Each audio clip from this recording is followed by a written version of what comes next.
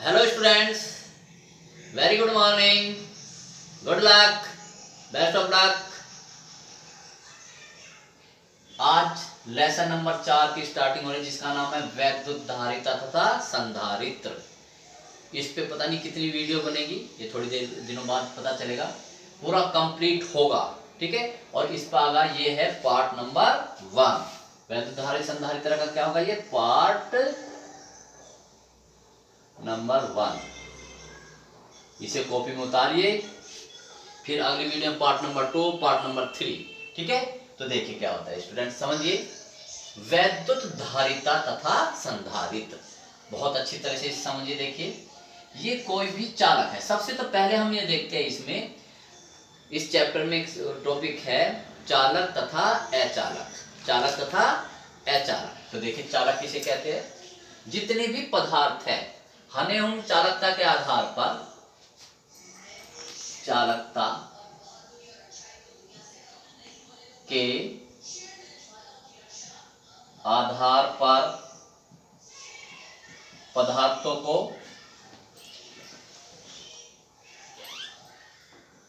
को 3 श्रेणियों में विभाजित किया जाता है। कितनी श्रेणी में? 3। बहुत मोस्ट इंपोर्टेंट है बच्चों, ये 3 श्रेणियों में विभाजित किया जाता है।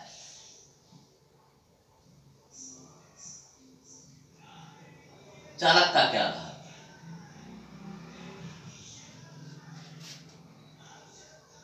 ठीक है। अब देखिए विभाजन का मतलब, जैसे एक क्लास है, क्लास में जो स्टूडेंट्स हैं उनका विभाजन कैसे करें। उनकी हाइट के अनुसार भी कर सकते हैं। भाई 4 फुट के कितने हैं, 5 फुट के कितने हैं, 4 से 5 फुट के कितने हैं, 5 और 6 के बीच में कितने हैं। ठीक है, तो इस तरह से अंकों के आधार पर भी कर सकते हैं हम। ठीक है ना, कि भाई किन बच्चों के हाई स्कूल में 60 से 70% के बीच में आए, किन के 70 से 60 के बीच में आए, किन के 70 से 80 के बीच में। तो ऐसी कैटेगरी का जो जब हम विभाजन करते हैं तो कोई गुण लेते हैं। तो हमने यहाँ कौन सा गुण लिया? चालकता के आधार पर, क्योंकि चालकता के आधार पर पदार्थ कितने प्रकार के होते हैं? 3 प्रकार के होते हैं।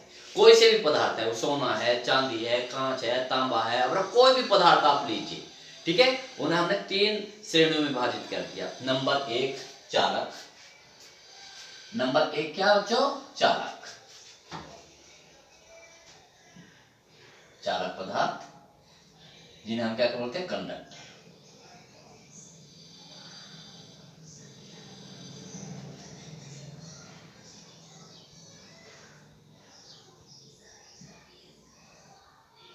नंबर 2 अचालक,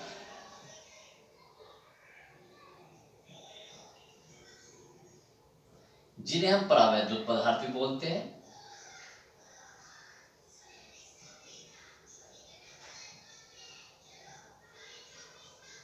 और इंग्लिश में क्या बोलते हैं? Non conductor.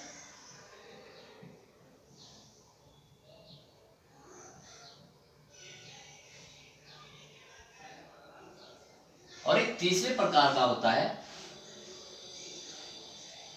अर्धचालक। अर्धचालक, इसे बोलते हैं इंग्लिश में सेमी कंडक्टर।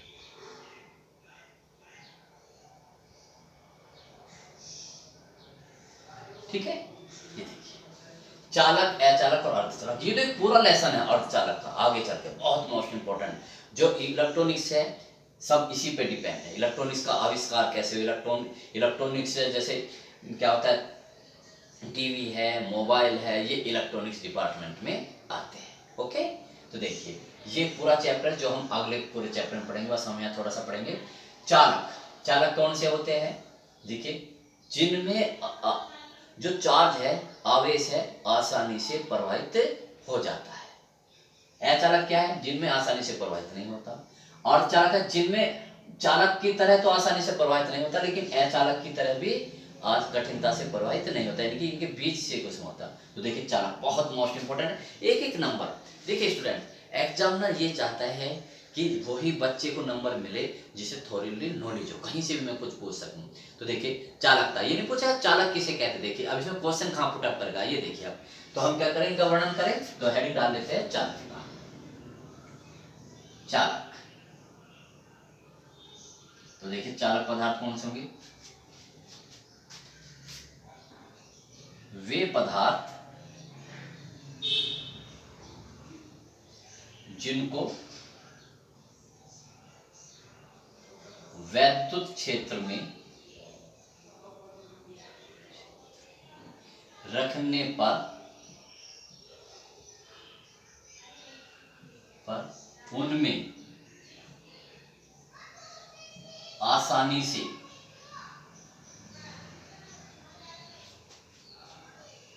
आवेश प्रवाहित हो जाता है। आसानी से आवेश,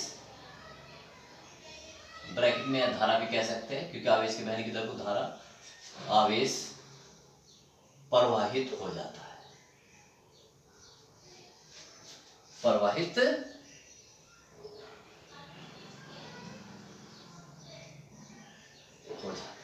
इनमें क्यों होता है आसानी से प्रवाहित? क्योंकि हो जाता है, मैं लिख देता हूं, क्योंकि इनमें मुक्त इलेक्ट्रॉनों की संख्या, मुक्त इलेक्ट्रॉनों की संख्या अधिक होती है।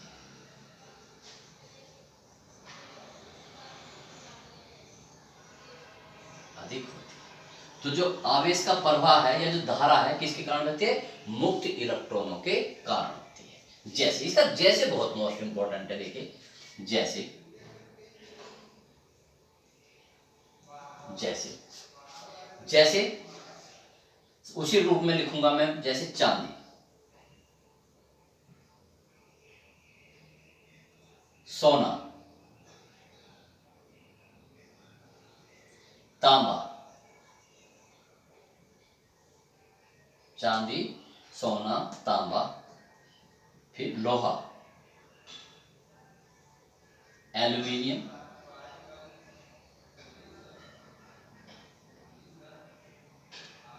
ये तो सबसे ज्यादा, ये सॉरी, ये इसका स्थान तांबा जाता है, तांबा, चांदी के बाद तांबा और फिर सोना, सॉरी।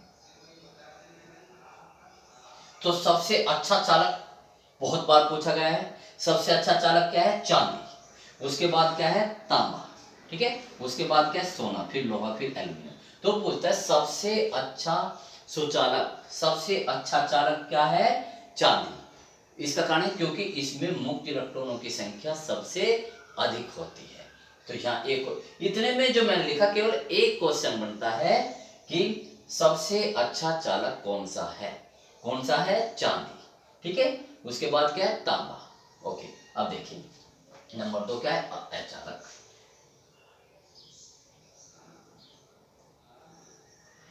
अचालक क्या है? बस सीधा लिखो, जिनमें आवेश आसानी से प्रवाहित नहीं होता, जिनमें आवेश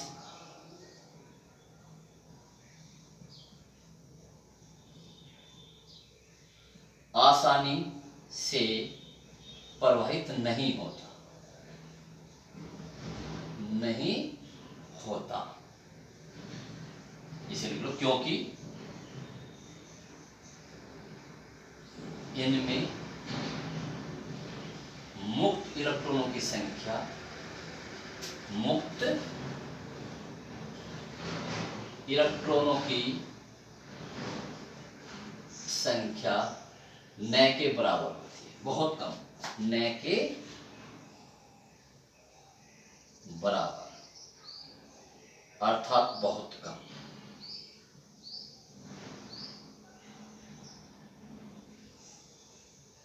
होती है। इसका भी जैसे लिख लीजिए, जैसे इसका क्या है? अभ्रक, सूखी लकड़ी,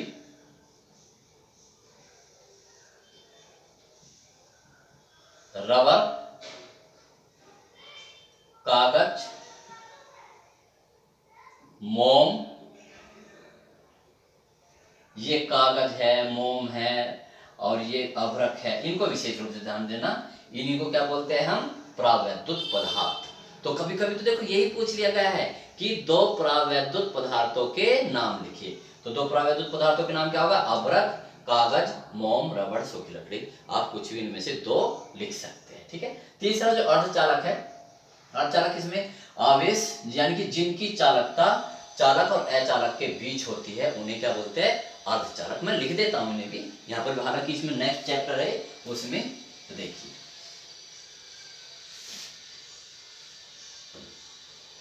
अर्धचालक, अर्धचालक जिन बस सिर्फ जिनकी चालकता, जिनकी चालकता चालक पदार्थों से कम, चालक पदार्थों से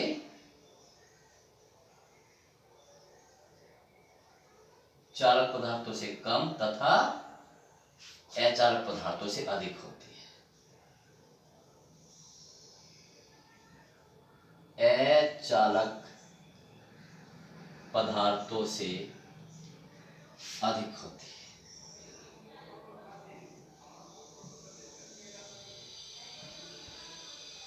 जैसे क्या, ये उस चैप्टर में याद कर लेना, लेकिन मैंने नॉलेज के लिए दिए। जैसे जर्मेनियम, जिसका संकेत जी ई है, वहां पूरा डिटेल में पढ़ाया जाएगा। सिलिकॉन, बच्चों जो आपकी मोबाइल की चिप्स बनी होती है, कंप्यूटर के सॉफ्टवेयर वगैरह या जो भी होते हैं सिलिकॉन के बने होते हैं, सिलिकॉन। ठीक है। तो ये बहुत, जर्मेनियम और दो को याद रखो, सिलिकॉन। ठीक है। तो देखिए ये क्या होगा? चालकता के आधार पर हमने पदार्थों को तीन प्रकार के उसमें बांट दिया। अब हम पढ़ाते हैं कि वैद्युत धारिता क्या होती है। समझिए पहले बच्चों, समझिए वैद्युत धारिता, चैप्टर का भी नाम है, बहुत अच्छी तरह से समझिए। ये कोई भी पदार्थ है, ठीक है, कोई भी किसी भी वस्तु का, जब हम इसे आवेश देंगे, जब हम इसे क्या देंगे? आवेश देंगे। ये कोई भी चालक, जब इसे हम आवेश देंगे, देखिए क्यों आवेश दिया, तो इस पर क्या होगा? वैद्युत क्षेत्र उत्पन्न हो जाएगा। आवेश से क्या होता है? वैद्युत क्षेत्र। यहां पर हम वैद्युत क्षेत्र को किससे नापेंगे? वैद्युत विभव से। किससे? वैद्युत विभव, वी से। ई से नहीं नापेंगे, जैसे हम पहले पढ़ाते हैं। यहाँ पर हम ई से नहीं नापेंगे, किसी में नापेंगे? वैद्युत विभव से। तो इस पर क्या होगा? वैद्युत विभव उत्पन्न हो जाएगा। और आपको पता, जैसे जैसे मैं इस चालक को आवेश देता चला जाऊंगा, वैसे वैसे इसके वैद्युत विभव में वृद्धि होती चली जाएगी। वैसे देख लीजिए, देखिए ये लीजिए, ये गिलास है, आप इसमें पानी डाल रहे हैं, तो जैसे जैसे आप इसमें पानी डालेंगे इसका तल बढ़ता चला जाएगा। तल क्या बढ़ता चला जाएगा? तल। ठीक। तो ऐसे ही मैं इस सेंटेंस को कह रहा हूं यहां पर, जब किसी चालक को जैसे जैसे आवेश देते जाते हैं वैसे वैसे उसका वैद्युत विभव में वृद्धि होती जाती है। तो इसका मतलब ये तल किसके समान हुआ? वैद्युत विभव के। तो इस पर क्या होगा? इसके चारों तरफ उतना ही वैद्युत विभव उत्पन्न होता चला जाएगा। समझ में आ गया?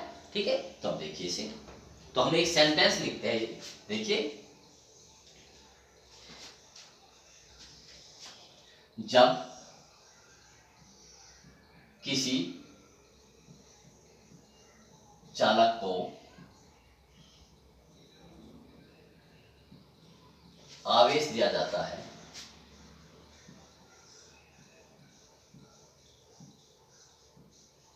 आवेश दिया जाता है, तो उस पर विभव उत्पन्न हो जाता है ना, तो उस पर विभव उत्पन्न हो जाता है।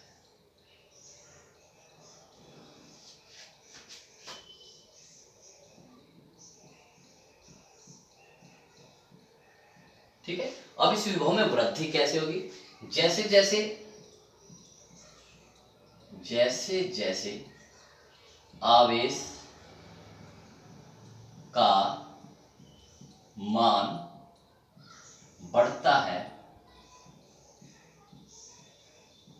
वैसे वैसे, जैसे जैसे के साथ क्या आएगा वैसे से। लैंग्वेज देखिए कितनी सिंपल है, वैसे वैसे वैद्युत विभव में वृद्धि होती जाती है, विभव में वृद्धि होती जाती है, होती जाती है।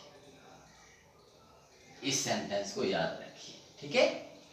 अर्थात इसका मतलब क्या हुआ कि जो किसी को आवेश देंगे वो वैद्युत विभव में वृद्धि के समानुपाती होगा। अर्थात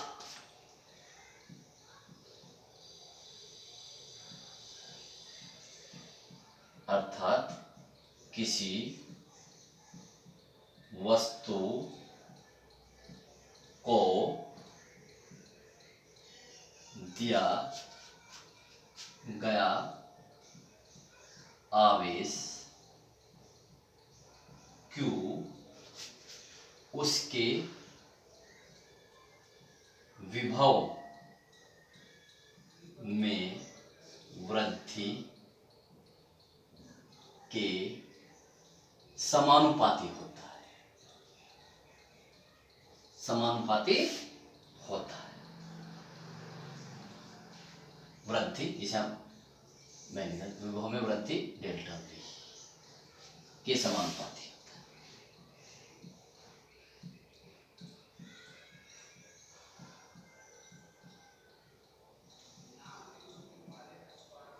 ठीक है। अब जो ये मैंने सेंटेंस लिखा है मैं इसे नोटेशन के रूप में लिखना चाहता हूं। देखिए तो नोटेशन में आवेश कितना दे दिया आपने Q, उसके उसमें कितनी वृद्धि होगी विभव में V। बेटा ये वृद्धि को V में लिख रहे हैं हम, ये V क्या है वृद्धि है, ठीक है। अब देखिए इस प्रोपोर्शनलिटी को इक्वलिटी में चेंज करने के लिए, ठीक है, हमें कांस्टेंट लगाते तभी तो सूत्र बनेगा। ये तो आवेश Q में और V में क्या लगा रहे हैं हम, एक रिलेशन है कि भाई जैसे जैसे विभव बढ़ेगा वैसे वैसे, यानी जैसे जैसे Q बढ़ेगा वैसे वैसे क्या बढ़ेगा उसमें के विभव में वृद्धि होगी। ये तो केवल एक संबंध बताता है कि ये बढ़ेगा तो ये भी बढ़ेगा, ठीक है, ये घटेगा तो ये भी। लेकिन इससे हम आवेश का मान नहीं निकाल सकते, इन चीजों को बारीकी से समझिए। तो हमें इसके लिए क्या बनाने का सूत्र, सूत्र में बराबर का समाना। तो जब किसी इक्वलिटी को बराबर में बदलते तो क्या लगाते हैं कांस्टेंट लगाते हैं, Q बराबर CV। ये फार्मूला स्टूडेंट्स पूरे चैप्टर में यूज होगा। क्या है ये, Q बराबर CV। C क्या है, जहां मैं लिख देता हूं, जहां C क्या है वैद्युत नियतांक है और इस नियतांक का नाम क्या है वैद्युत धारिता।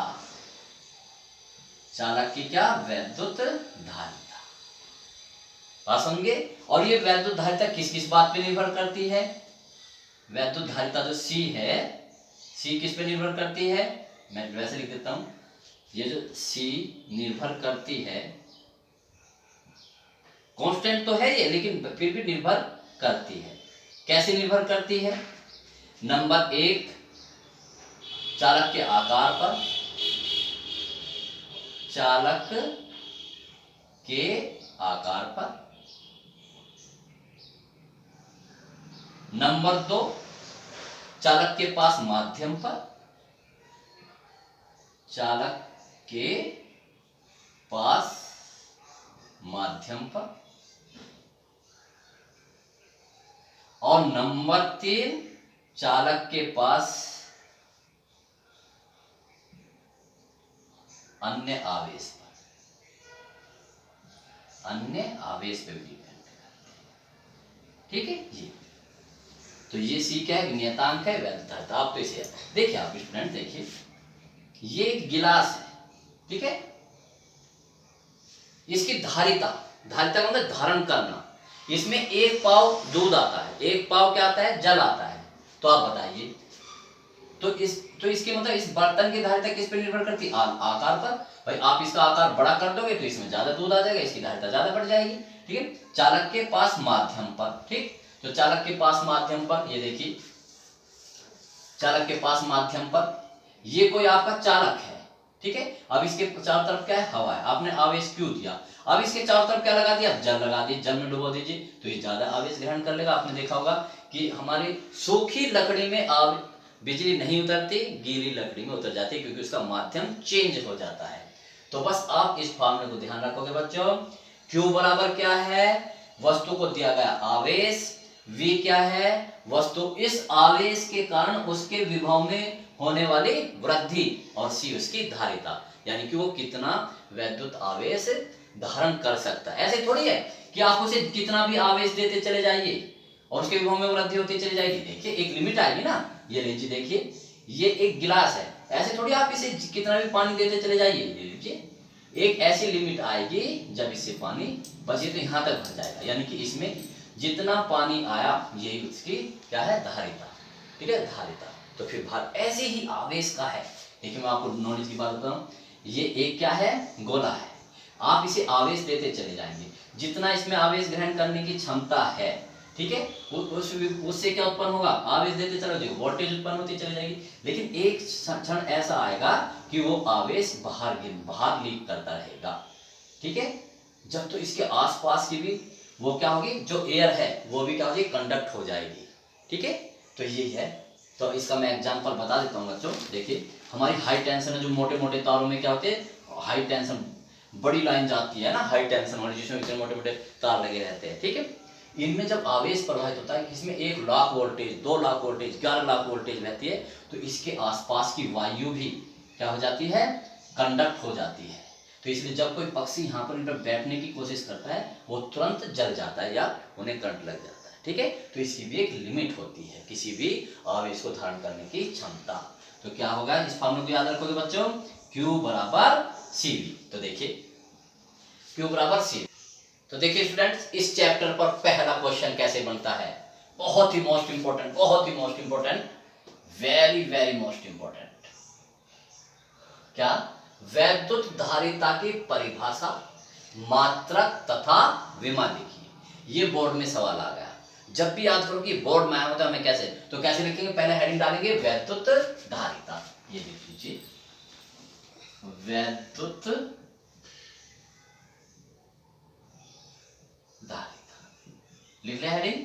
अब इसकी परिभाषा कैसे देंगे स्टूडेंट्स, मैंने आपको एक ही चीज बताई है, फिजिक्स को रटना नहीं है, समझना है, कैलकुलेशन के माध्यम से उसे एनालिसिस करना है। तो देखिए वैद्युत धारिता, ठीक है, तो वैद्युत धारिता का फार्मूला लिखेंगे। अभी मैंने एक फार्मूला लिखा था, Q = CV, ठीक है, इसमें Q क्या है, आवेश। फिर समझ लीजिए इस फार्मूले को, Q क्या है, किसी वस्तु को दिया गया या किसी चालक को दिया गया आवेश, और V क्या है, उस आवेश के कारण उस चालक में होने वाली, चालक के विभव में होने वाली वृद्धि, और C उसकी क्या है, वैद्युत धारिता। तो देखिए C बराबर क्या हुआ, तो C बराबर क्या हुआ, Q/V। आपको बस सिर्फ ये फॉर्मूला याद रखना, तो ये आ गया, ठीक। तो इससे हमें इसे क्या करना है, डिफाइन करना है। देखिए क्या, ये फॉर्मूला है वैद्युत धारिता का, ये मैंने नोटेशन के रूप में लिखा है, बस आप इसे एक सुंदर से अक्षरों में रिप्रेजेंट कर देना है। कैसे, देखिए, किसी चालक को दिए गए आवेश, ठीक है, किसी चालक को दिए गए आवेश तथा उसके कारण उसके विभव में होने वाली वृद्धि के अनुपात को उस चालक की वैद्युत धारिता कहते हैं। मेरी डेफिनेशन लिखेंगे आप, क्योंकि मेरी डेफिनेशन परफेक्ट है, ना किताब पे जाइए ना मॉडल पेपर पे जाइए, ठीक है, समझिए बच्चों, ठीक। तो देखिए क्या है, ये किसी चालक को दिया गया आवेश, किसी चालक को दिए गए आवेश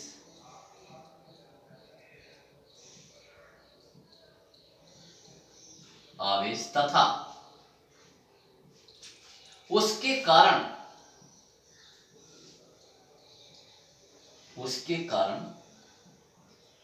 चालक के विभव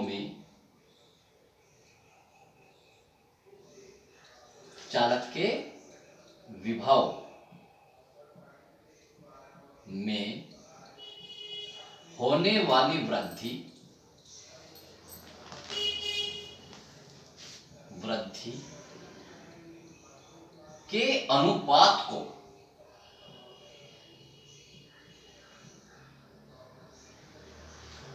उस चालक की धारिता कहते हैं। उस चालक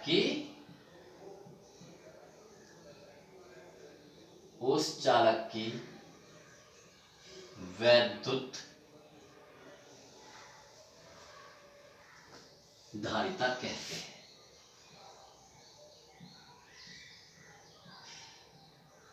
ठीक है, ये डेफिनेशन होगी। ठीक है, अर्थात अब इसे हम नोटेशन में, यानी शुरू में फॉर्मूला लिखे जैसे ये लिखेंगे, फिर अर्थात किसी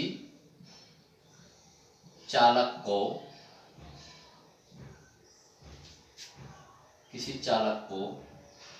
Q आवेश देने पर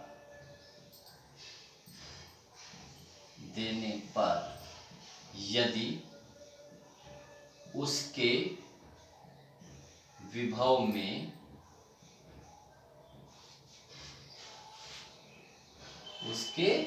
में V की वृद्धि होती है,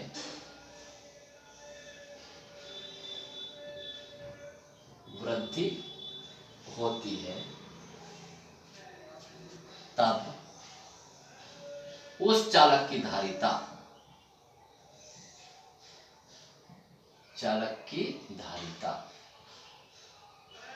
C वैद्युत धारिता, इसका परफेक्ट लिखो, उस चालक की वैद्युत धारिता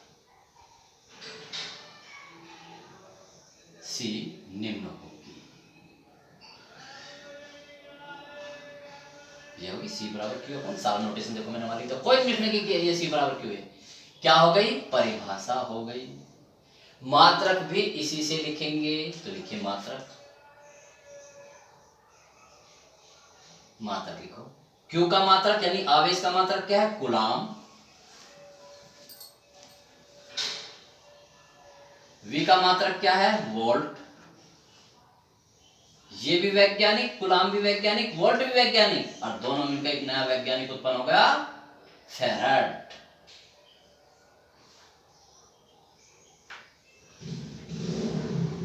तो बच्चों, वैद्युत धारिता का मात्रक क्या हुआ? फैराड, जिसे हम किसी रिप्रेजेंट करेंगे कैपिटल F से। ठीक है, विमा लिखना चाहो विमा भी लिख लीजिए, नॉलेज होनी चाहिए। आपके अंदर नॉलेज है तो आपके अंदर एक कॉन्फिडेंस होगा, एक सबसे बड़ी पावर होगी जिससे आप हर एक का सामना कर सकते हो। आवेश की विमा आपको पता है AT, मैंने पहले चैप्टर में लिख दिया था। V की विमा इससे निकाला करो बच्चों, V बराबर होता है W/Q। ठीक है, तो W की विमा क्या होगी? mL² T-2 और Q की AT। तो सोल्व करो इसे, mL² T-Q, क्योंकि एक पावर है, ये ऊपर जाकर माइनस की हो जाएगी, और A-1। तो रखिए mL²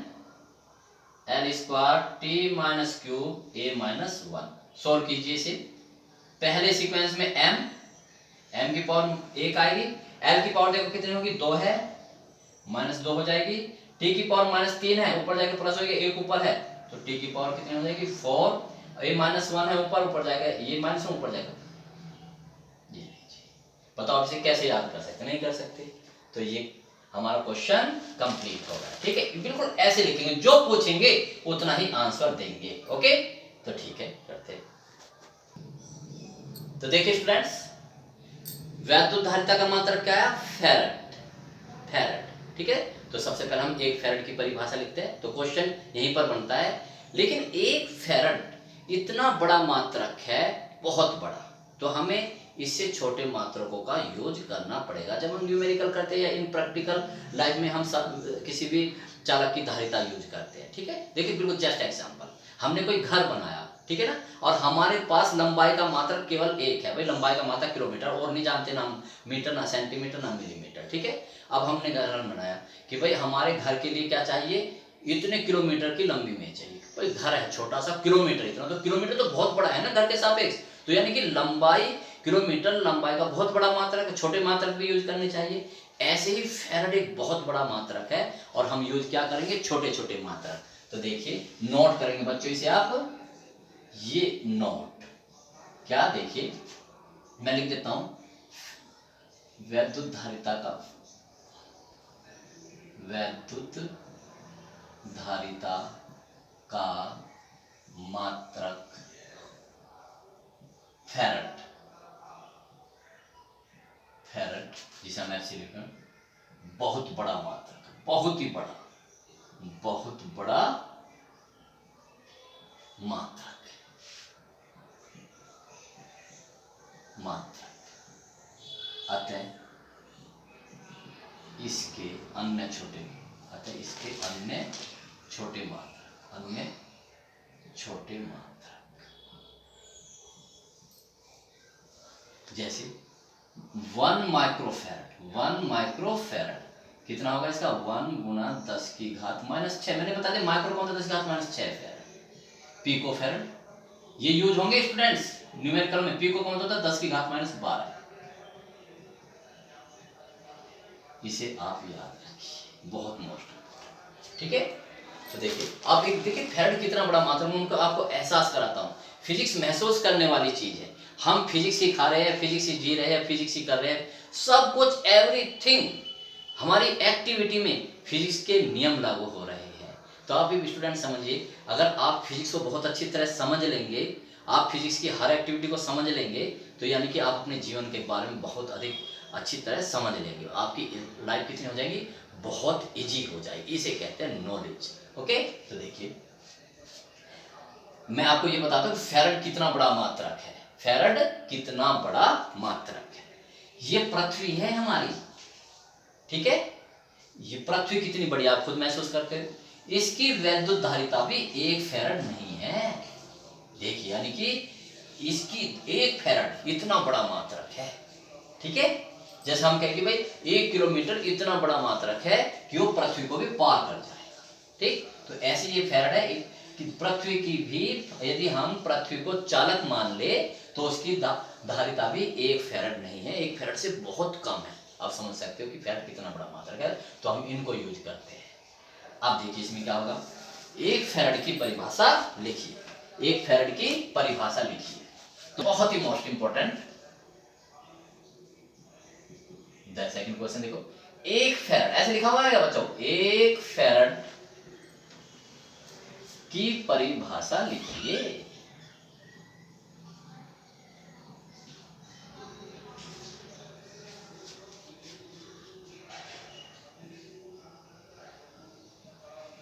एक फैरड की परिभाषा लिखिए, कितना सिंपल, डेफिनेशन से। तो 1 फैरड, तो देखेंगे 1 फैरड क्या होगा, देखो 1 फैरड फार्मूला क्या था भाई, फार्मूला इस फार्मूले से देखो, इसे बस आप इसे याद रखो, Q बराबर सी बी।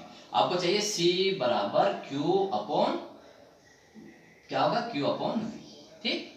ये बताओ ये 1 फैरड कब होगा, आप देखो जब एक क्या हो, 1 कूलाम आवेश, किसी वस्तु को हमने क्या दे दिया, 1 कूलाम आवेश दे दिया, और उसके विभव में कितनी वृद्धि होगी, 1 वोल्ट। तो बताओ 1/1 तो क्या होगा, 1 फैरड नहीं होगा क्या भाई, ठीक है। उसकी वैद्युत धारिता क्या होगी, 1 वोल्ट। तो इसका मतलब यह है, यदि किसी चालक को 1 कूलाम आवेश देने पर उसके विभव में 1 वोल्ट की वृद्धि हो जाती है, तो उसकी वैद्युत धारिता 1 फैरड होगी।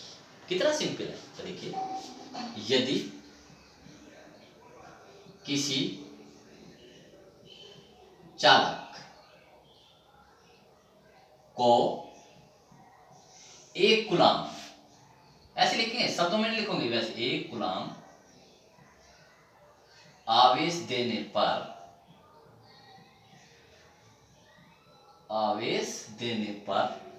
उसके विभव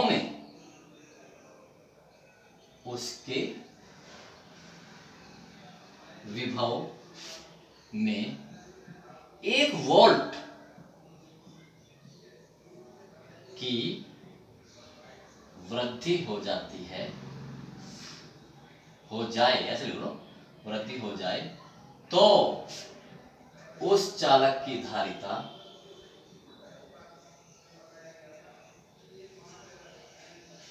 की धारिता 1 फैरड होगी, 1 फैरड होगी। ठीक है स्टूडेंट्स, तो ये बहुत मोस्ट इंपॉर्टेंट, तो आप बस इसे ऐसे लिखेंगे इसी तरह, ठीक। तो देखिए अब इसे और भी अच्छी तरह समझ देखिए बच्चों, ये देखिए आपने बहुत बड़ी वस्तु, देखिए एक इतनी वस्तु पड़ी हुई, वैसे मुझे आप देखिए ये, आप इसे एक छोटा सा गिलास लिया आपने, ओके बच्चों, एक बड़ा सा गिलास ये ले लिया, देखना इसमें अभी पानी यहाँ पर है, इसमें पानी यहाँ पर, ठीक है, अभी यहाँ पर, ओके। अब बताओ, बहुत ध्यान समझना, हमने एक कटोरी ली, छोटी सी कटोरी, या चलो एक चाय पीने वाला कप लिया, पूरा पूरा भर के इसमें डालना है, उसका भर के डालना, ठीक है। देखिए आप देखना, बहुत आराम से देखना, यदि मैं उसे इसमें डालता हूं, ठीक है, तो ये तल क्या, इसमें तल में बहुत ज्यादा वृद्धि हो जाएगी, यहाँ पर आ जाएगा, बोलो, ठीक है। तो इतनी वृद्धि हुई इसमें, अभी बात समझ में, इतनी वृद्धि हुई, लेकिन यदि उतना वही उसी जल को मैं, यानी कि एक कप जल को इसमें डालूं, तो यहाँ से यानी कि यहाँ था पहले, केवल यहीं पर आ गया, इतनी, यानी कि इसमें इतनी वृद्धि हुई, ठीक है, कितनी वृद्धि हुई, इतनी। तो किसकी धारिता ज्यादा हुई, किसकी धारिता हुई, इसकी ज्यादा, क्यों, देखो Q बराबर सी वी, सॉरी C बराबर Q अपॉन वी मैंने बता दिया तल के बराबर है, ठीक है, उतना ही आवेश दिया आपने दोनों को, लेकिन V में किस में वृद्धि हुई, कम, इसमें, तो जब ये कम होगा तो C क्या होगा, ज्यादा होगा, बात समझ में आ गई। लेकिन हमारा डेफिनेशन है क्या, 1 वोल्ट, यानी कि हमने क्या, जैसे 1 कूलम देने पर उसमें 1 वोल्ट की, 1 कूलम की 1 वोल्ट की वृद्धि होगी, 1 ही कप पानी डाला तो इसकी धारिता क्या होगी, 1 फैराड होगी, इसे इस तरह से समझिए आप देखिए नेक्स्ट क्वेश्चन क्या है, नेक्स्ट क्वेश्चन है एक विलगित गोलीय चालक की, क्वेश्चन नंबर 3, एक विलगित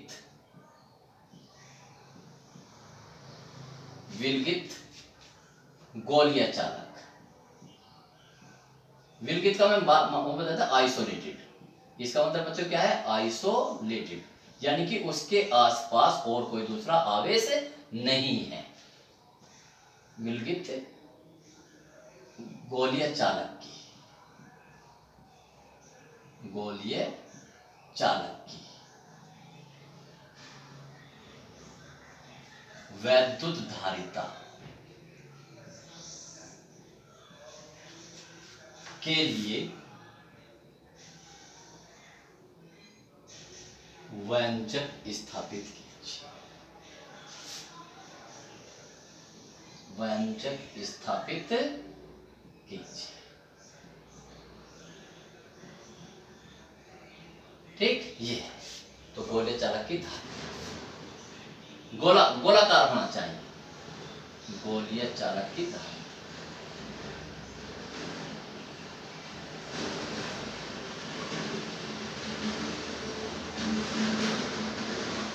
ओके। तो देखिए ये सवाल बिल्कुल भी नहीं आएगा, अब आप हंसेंगे कि फिर सर करा क्यों रहे हो, ठीक है। देखिए बच्चे, भाई जरूरी थोड़ी कि जो आएगा आप उसे ही करेंगे, नॉलेज भी तो होनी चाहिए। अब दूसरी बात, न्यूमेरिकल तो आएगा, इस पर डेरिवेशन ही नहीं आने का, न्यूमेरिकल तो आएगा। अगर मैं डायरेक्ट इसका फॉर्मूला, तो आप कहेंगे कि सर ये कहाँ से आ गया, तो इसलिए हर चीज को पूरा डिटेल में पढ़िए, जितना डिटेल में पढ़ेंगे उतना ही आपको सफलता के ज्यादा चांसेस होंगे। सफलता के लिए कोई शॉर्टकट नहीं है, ओके।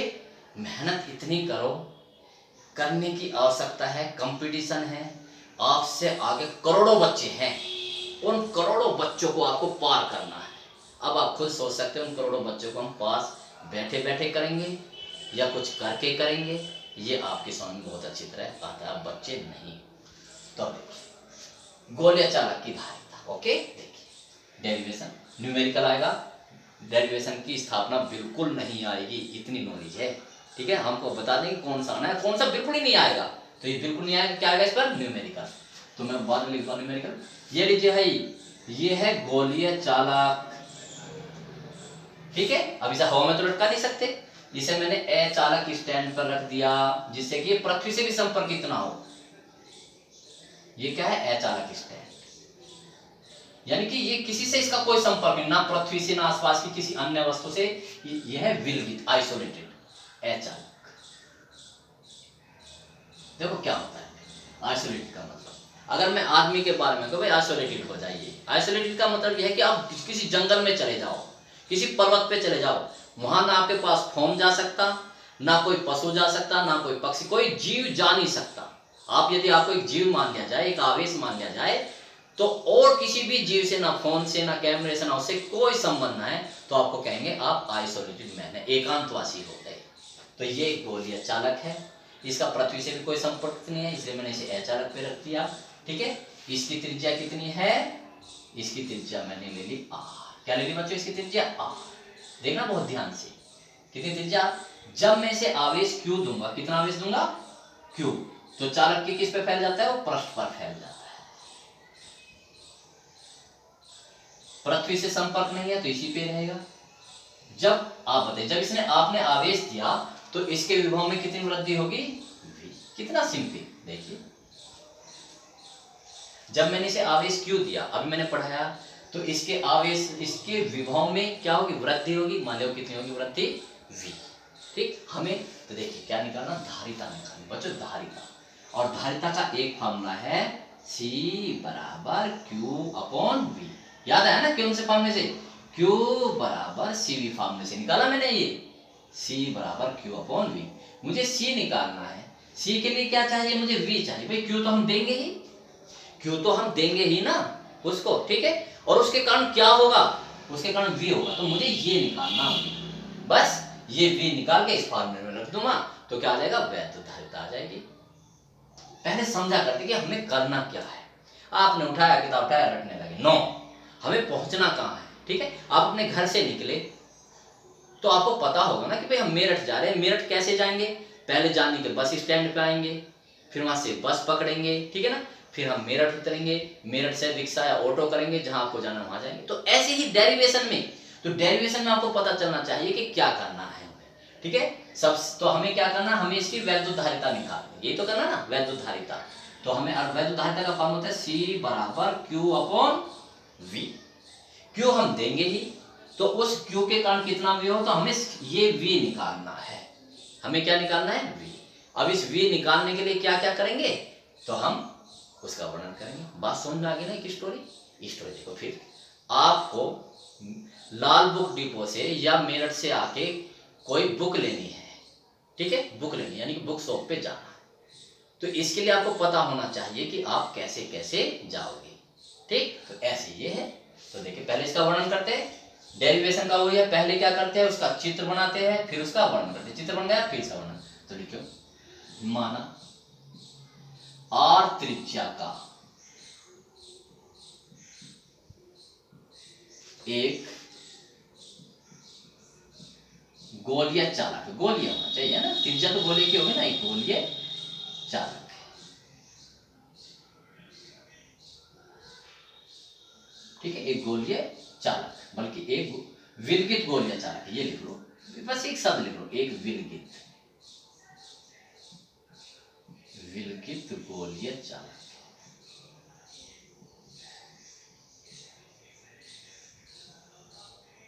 ठीक है, यानी कि इसके आसपास कोई दूसरा आवेश नहीं है, यह। ठीक, अब देखिए, बस जिसे क्यू आवेश देने पर, कितना सिंपल है, देखो इसका वर्णन करते हैं। जिसे क्यू आवेश देने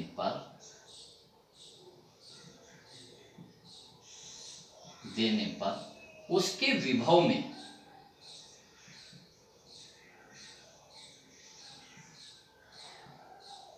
विवृद्धि हो जाती है।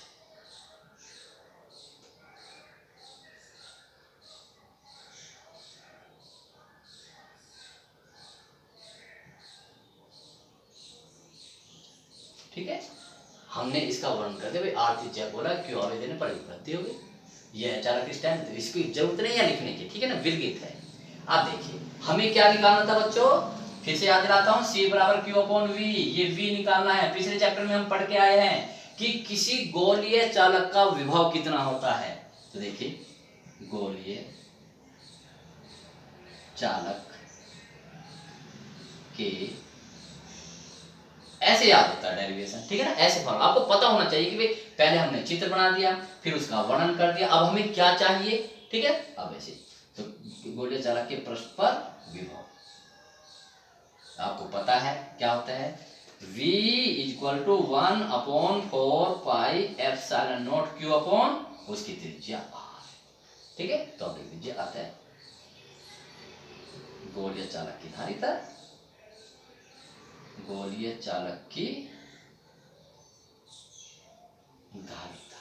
और बहुत अच्छी पर्फ क्या होता है, C बराबर Q अपॉन V। यहाँ लिख देता हूँ, चलिए C बराबर क्या होता है, Q अपॉन V। ये तो फॉर्मूला होता है धारिता का, C बराबर Q अपॉन V। और यहाँ से V का मान रख लीजिए, तो रखिए V का मान, तो C बराबर, देखो बच्चों Q रखा, ये रख दिया Q, बटे का चिन्ह लगा दिया, फिर V की मान रखो 1/4 पाई एप्सिलॉन नॉट, ठीक, Q upon R, Q upon R। Q से ये Q कट गया और ये चीज ऊपर जाएगी, तो कितना आ जाएगा बच्चों, C बराबर 4 पाई एप्सिलॉन नॉट R। याद रखिए कितना है ये, न्यूमेरिकल के लिए बहुत मोस्ट इम्पोर्टेंट, लगा दिया मैंने इसके ऊपर, न्यूमेरिकल के लिए बहुत बहुत मोस्ट इम्पोर्टेंट। C बराबर 4 pi epsilon not R। Numerical सारे एक साथ कराऊंगा जिससे कि आपको, क्योंकि कुछ बच्चों ने कॉपी अलग बनाई होगी, आपको फायदा हो। चैप्टर कंप्लीट कर लेंगे, फिर उसके बाद गोल्डन फार्मूला, फिर 1 बाय 1 पे जितने भी पॉसिबल सवाल है उन्हें हम करके चलेंगे, ठीक। तो देखिए नेक्स्ट देखिए, अब नेक्स्ट हम क्या देखते हैं, गोलीय चालक की क्या देखते हैं, इस पे ऊर्जा कितनी होती है, ठीक। 1 मिनट स्टूडेंट्स, मैं ये देख लो कि मेरी वीडियो का टाइम कितना हो गया, मैं स्विमिंग बनाता हूँ बिल्कुल विदाउट एनी हेल्प। अब मैं देखता हूँ कि ज्यादा लंबी तो नहीं हो गई, देखता